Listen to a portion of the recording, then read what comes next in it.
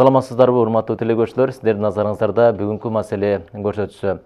Экологияны сактоо боюнча мамлекеттик деңгээлде бир топ иш аракеттер жүргүзүлүп келүүдө. Ошондой эле жаратылыш, ресурстар, экология жана техникалык көзөмөл министрлиги тарабынан дагы атайын программалар иштелип чыгып, анын негизинде ар багытта түрдүү ишмерчемдер колго алынып, бүгүнкү күндө аткарылып келүүдө. Деги эле Жалал Абад облусунда мына ушул багытта кандай иштер жүрүп жатат, экология канчалык сакталып жатат, мына ушул боюнча бүгүн биз кененирээк сөз кылмакчыбыз. Бүгүнкү биздин студиябыздын коногу менен тааныштыра кетсем, Кыргыз Республикасынын жаратылыш, ресурстары, экология жана техникалык көзөмөл министрлигинин Жалал Абад регионалдык башкармалынын башчысы Томаев Сабырбек Рыспаевич келип отурат. Саламатсызбы, студиябызга куш келипсиз. Сабырбек мырза, айтсаңыз, деги эле ошол сиздердин ошол министрликтин алдындагы башкармалык Жалал Абад облусунда кандай ишмерчемдерди буга чейин аткардыңыздар, ошо экологияны сактоо боюнча кандай ишмерчемдер болду? Алгач ушул боюнча маалымат берсеңиз. Саламатсыздарбы, урматтуу телекөрүүчүлөр. Жалал Абад регионалдык башкармалыгы 2024 жылдын 6 ай ичинде Кыргыз Республикасынын президентинин Жалал Абад областык ыйгарымдуу укуктуу өкүлүнүн аппараты менен жергиликтүү мамлекеттик администрациялар менен, айыл өкмөттөр менен, мекеме ишканалар менен тыгыз иш алып барды. Андан сырткары бизде эки активисттер, коомдук жагындар, активдүү коомдук жагындар менен да тыгыз иш алып барып, ушу экологиялык коопсуздук жалпы башкармалыктын иш планына ылайык областтын аймагында экологиялык коопсуздук боюнча иш жүргүздү. Анын жыйынтыгында 6 ай ичинде, мисалы, айта кетсек, биз тараптан негизинен экологиялык көзөмөл жүргүзүүдө жалпы жөнүнөн 200 жолу рейд иштери жүргүзүлүп, ушул анын ичинен 185 башкы органдар менен кошо биргеликте, жергиликтүү бийлик, укук органдары менен биргеликте иш алып барды. Андан сырткары дагы 15 ар кандай службалар менен иш жүргүзүп келдик. Негизинен алып келгенде ошол ушундай иш-чараларда мыйзам бузуучулар аныкталган боюнча 171 мыйзам бузуучу аныкталып, 23 миллион 391 миң сомдук доо, жаратылышка келтирилген зыян аныкталды. Андан сырткары 158 жаранга 1 миллион 123 миң сом доо коюлду. Мындан ушул укук органдарына 21 иш боюнча өткөрүлүп берилип, бүгүнкү күндө тергөө амалдары, сот иштери жүрүп атат. Ал боюнча дагы кошумча маалымат беребиз анын жыйынтыгы менен. Негизинен алып келгенде ушул 6 айдын ичинде бизге ушу кириш болгон 1470 кат түшкөн болсо, ошого 1406 катка жооп берилип, калган каттар бүгүнкү күндө аткарууга алынган.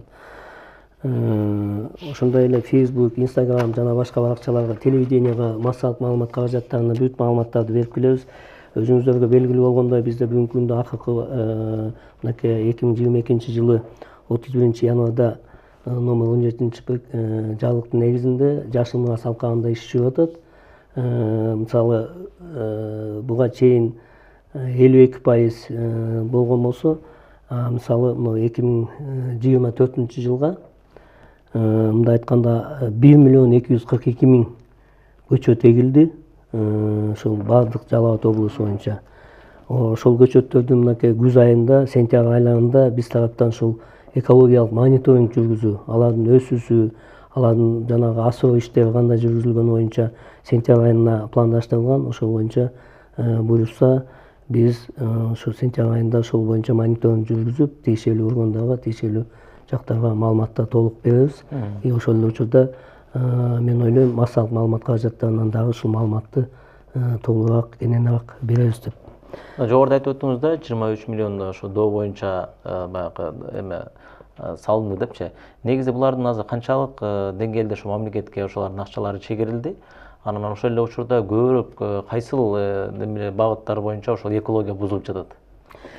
Мындай жалпылап айтып келгенде, негизинен эле ушу Тоо кен тармагында аябай экологиялык бузулуулар болуп атат. Бул жанагы, мисалы, өзүңүздөргө белгилүү болгондой, Чаткал, Ала Бока, ошо Аксы райондорунун аймагында ушундай жанагындай тоо кен иштеткен ишканалар, анан ошол эле Чарчаганда алтын, көмүр казгандар ошол рекультивация иштерин жүргүзбөй, ошонун аркасынан жана таштап кетип ушундай бир мыйзам бузуучулар аныкталганда, ал боюнча өзү мындай алып келгенде 500 миллионго чейин айтканда 500 миллионго чейинки жаратылышка келтирилген зыяндар аныкталып, ал боюнча тиешелүү органдар менен аркылуу ошол иштерди жүргүзүп атабыз. Бул ошолорду кайра калыбына келтирүү, мындай айтканда рекультивация иштери боюнча бүгүнкү күндө аябай чоң иш жүрүп атат. Мен ойлойм, ушуларды жанагы калып кеткен, кылбай койгон ушул жеке компаниялардын мойнуна алып барып, ошол жерде толук кандуу рекультивация иштерин жүргүзүп, ошолорду кайра калыбына келтирүү иштерин жүргүзгөнгө аракет кылып атабыз. Эми негизи бул чоң фирмалар, ошо алтын казган компаниялар эмес, ушул жеке тараптардан дагы бузуулар көп болуп калып атат да акыркы учурда. Ошо жеке тараптарда мисалы үчүн жөн эле ошол жолдун боюнда, же болбосо турак үйлөрдө дейбизби, мына ошол экологияга бир терс таасирин тийгизген ошондой учурлар кездешип калып атат да. Мына ошолорго да кандай эмелерди айыптайсыздар? Жок, чындыгында да ушул биздин азыр область боюнча биздин акыркы инвентаризация жүргүзгөнүбүз боюнча мисалы 53 свалка, мындай айтканда турмуш түрк калдыктарды жайгаштыруу жайлар уюшулган. Анын ичинен толук кандуу документтер бүтүп, бүгүнкү күндө экологиялык мыйзам талаптарга иштеген 15 болуп атат. Калганы баягы документтери жарым жартылай бүткөн да. Анан ошол эле учурда айылдарда, көчөлөрдө жанагындай стихийный свалкалар аныкталып атат. Бүгүнкү күндө ушул тапшырма кеткен. Ушул бүт баардык ушул мен айтып аткан, жогоруда айтып аткан стихийный свалкалар, жанагындай ар жерге төгүп чачып неме кылган свалкалар боюнча бүт баардыгын инвентаризация жүргүзүп, мониторинг жүргүзүп, ошонун жыйынтыгы боюнча тиешелүү шаар бийликтерине, район бийликтерине, айыл өкмөттөргө ушу тапшырмаларды берип, ошолорду көзөмөлгө алуу боюнча. Ал эми ошол эле учурда жанагы мыйзам бузуулар боюнча тиешелүү иш кагаздар толтурулуп, айыппулдар салынып, ошол жерди тазалап, кайра тазалап алуу боюнча дагы көзөмөлгө алынып келет. И ошондой эле башка дагы бир мыйзам бузуучулар, мисалы өз алынча жана жол боюндагы бактарактарды кыйып койгон боюнча, же болбосо ар кандай жанагындай өз алынча өрттөп башкаргандар боюнча биз жана жаһандык коомдор менен, активисттер менен жана ошол Facebook же болбосо Instagramга чыккан маалыматтардын негизинде оперативдүү иш алып барабыз. Ошол жерде тиешелүү аймактагы инспекторлор жеринде барып, ошол боюнча мыйзам чегинде чара көрүп, ошону дагы түшүндүрүү иштерин жүргүзүп келет. Эми мына жогоруда айтып өттүңүз да, таштанды таштоочу жайлар боюнча, свалкалар боюнча. Ушул облустта чындыгында курч маселе турат да бүгүнкү күндө. Мына өзүңүз билгендей эле ушу Базар Коргон районунун Базар Коргон шаарына караштуу атайын ошо Ташбулак айылынын жанында таштан таштоочу жай бар да. Качан ошол жерден өтсөм, ошол жерде ошол же болбосо күйгүзүп койгон учурлар бар, ар дайым түтөп турат да. Андан бери келсең эле мына Сузак районунда, мына ошол Сампа перевалынын жанында дагы мына ошондой эле көрүнүштөр орун алат. Ал жерде жыт бар, ал жерде мисалы үчүн келген туристтерге дагы бир ыңгайсыздыктар бар дегендей. Бул качантан бери келип атат да? Эмне үчүн ушул маселелерди бир жок кыла албай атасыздар?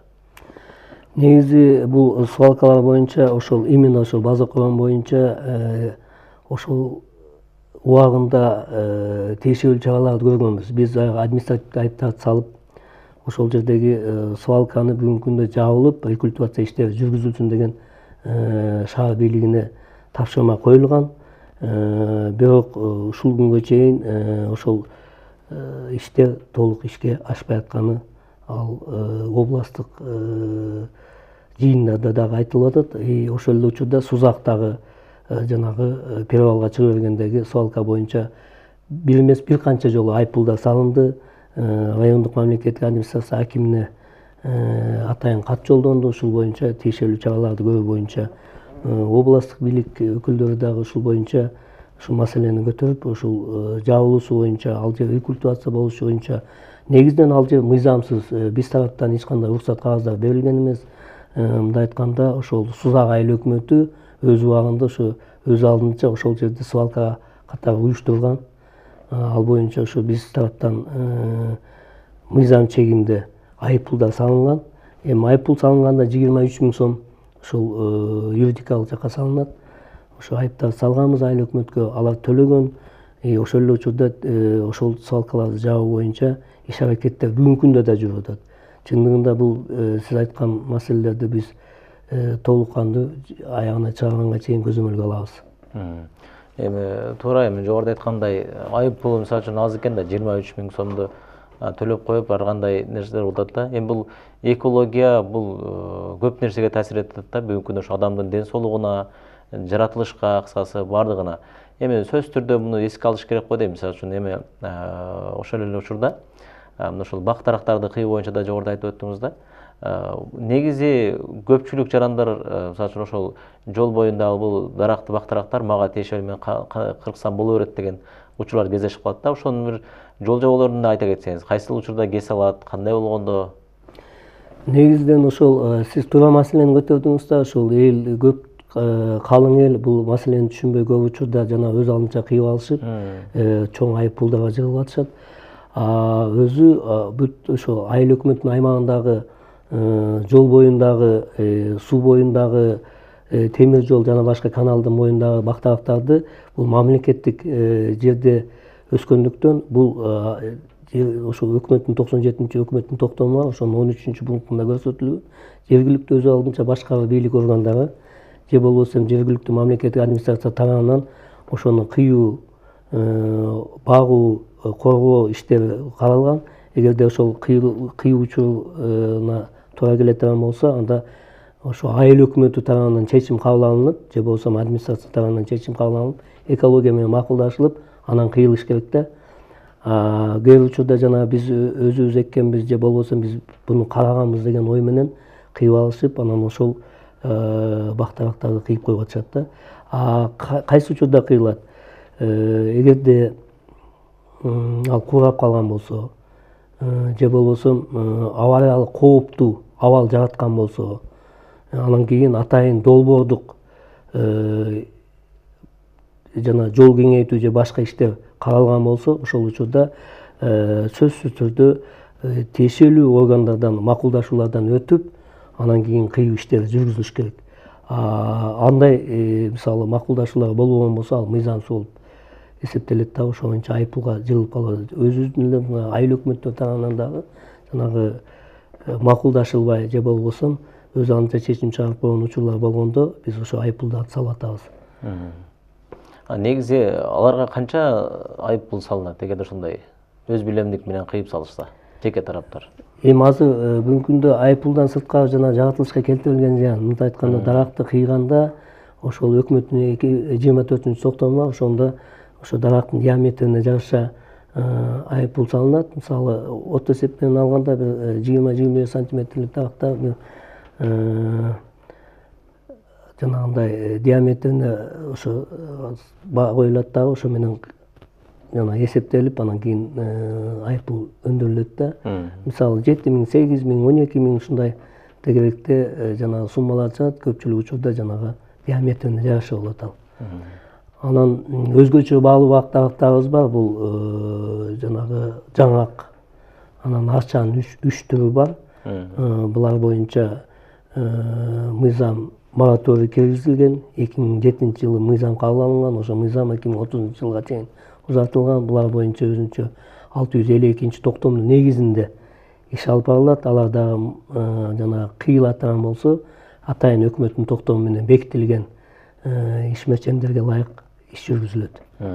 Бирок ошол фактылар катталдыбы? Мына жогоруда айткандай арча, анан ошо жаңак боюнча эгерде айтпай кыйырып ошондой айыптар салынган. Ошол айтпай кыйырген боюнча биз тараптан бул уголовный жана уголовный кодекстин 279-статьясына өзгөртүү толуктоолор киргизилген. Бул ошондой мыйзамсыз арчаны же болбосо жаңакты кыйып койгон учурда биз оперативдүү түрдө иш кагаздарды толтуруп укук коргоо органдарына өткөрүп беребиз. Ошол эле учурда укук органдары кылмыш ишин козгоп, ошонун канчалык деңгээлде жанагы немесин аныктап, анан кийин ошол боюнча сот органдары аркылуу чечилет да.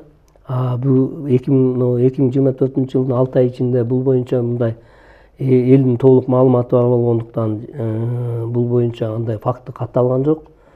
эгер катталатан болсо ошондой иш-чаралар жүрөт. Эми ошо мисалы үчүн бир эле Жалал Абад шаарында дагы кечээ күнү соц тармактарда чыгып атат. Ошо Жалал Абад шаарындагы Питерская мончосунда ошол экологияны бузуп атат, ал жерде кара түтүн чыгып, ошол көп кабаттуу үйлөргө бир зыянын тийгизип атат деген ошол бир топ эле кайрылдык, мэрияга кайрылдык, тийиштүү өкүлдөргө кайрылдык, эч кандай жыйынтык жок деп дагы соц тармактарга чыгышты да. Ушундай маселелерге кандай карап атасыздар?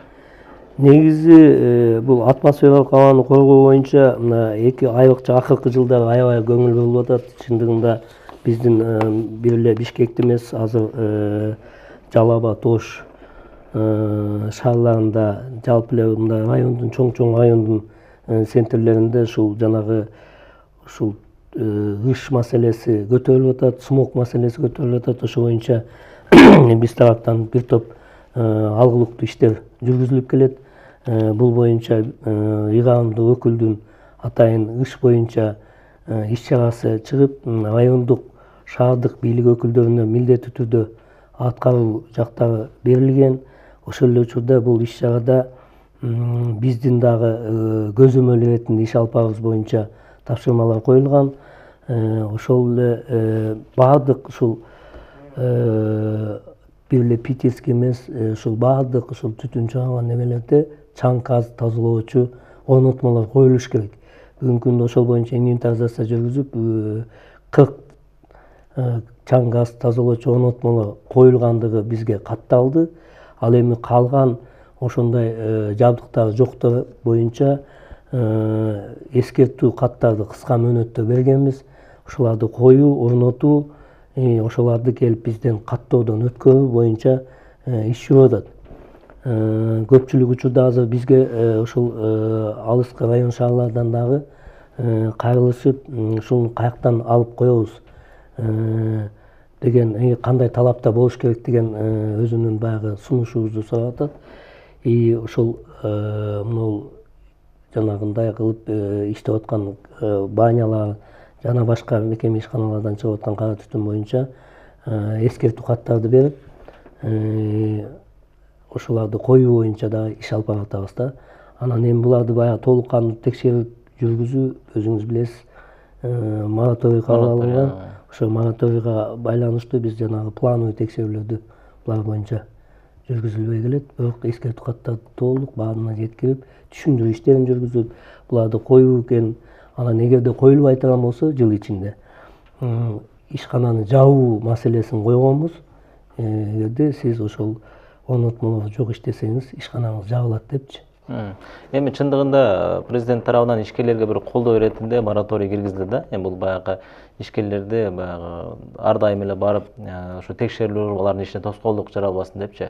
Бирок ошо мамлекет башчыбыздын дагы мына ошол колдоосун дагы ишкерлер туура колдонуш керек да. Бүгүнкү күндө эми бир мораторий киргенде эле ар эме нерсени кыла бербеш керек деген тарз айтып атам да. Себеби жогоруда айткандай, бирок силер пландуу текшерүү болбогону менен арыз менен кайрылышса текшере аласыздар да. Арыз менен кайрылганда жана Минэкономдон атайын уруксат кагазын сурайбыз. Ошол уруксат кагазы болгон учурда гана барып текшергенге толук мүмкүн. Ал жерде ошол жана арыздануучу ошол айтылып аткан фактыларды фото, видео материалдары менен берген учурда биз ошолорду тиркеп Минэкономдон уруксат кагазын алабыз да. Уруксат кагазынын негизинде барып текшерүү иштерин жүргүзөбүз. Эгерде уруксат кагаздар берилбеген болсо, анда биз ошол арыз ээсине ушундай маалыматты берип түшүндүрүп, анан ошол боюнча бирок ошол эле ишканага, ошол эле мекеме ишканага эскертүү катын обязательно жиберебиз.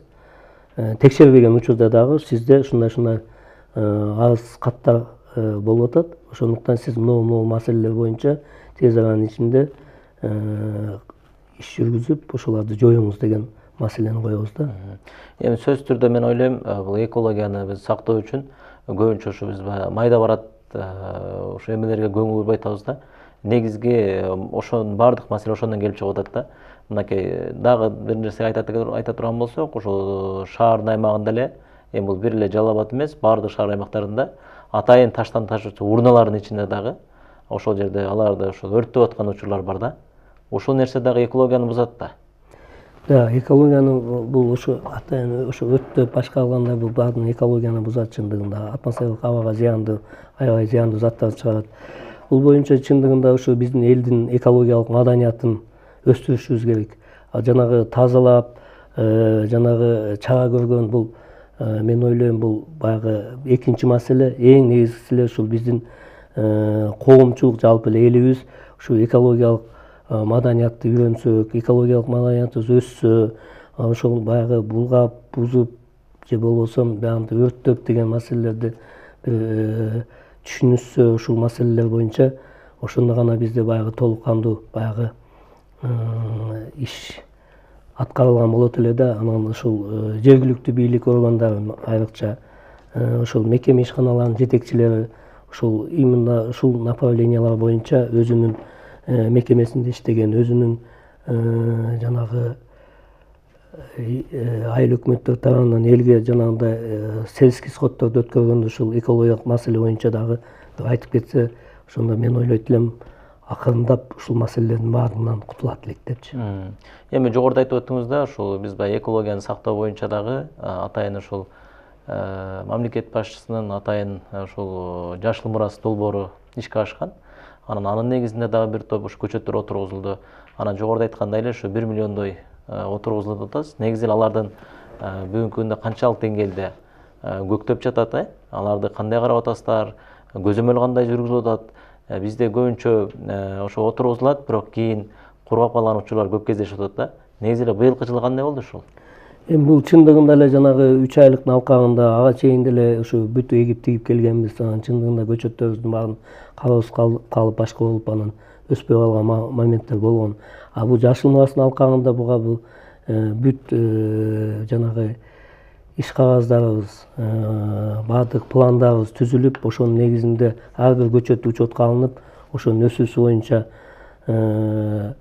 көзөмөл жүргүзүлүп келет. Мисалы 2023 жылы эгилген көчөттөргө көзөмөл жүргүзүлдү. Ал эми 2024 жылы мен айтып аткан 1 миллион 242 миң көчөткө сентябрь айында, башкача айтканда 1 сентябрдан 20 сентябрга чейин ушу мониторинг жүргүзүп, ушу жер-жериндеги инспекторлор, жергиликтүү бийлик органдары менен биргеликте ошолордун өсүүсү, сугарылуусу, башкасын бүт карап чыгабыз. Анан эгерде ошол жерде эми баягы көчөт, курап калган көчөттөр болгон болсо, аларды толуктоо боюнча да беребиз да. Эми ошого биз азыр мына сентябрь айына чейин бул боюнча тактап толугураак маалымат берсек туура болот деп ойлойм. Көбүнчө кайсы көчөттөр отургузулду эми? Негизинен эле бизде ийне жалбырактуу менен жаз жалбырактуу көчөттөрдү көп тигилди. Негизинен ийне жалбырактуу көп көчөт эгилди.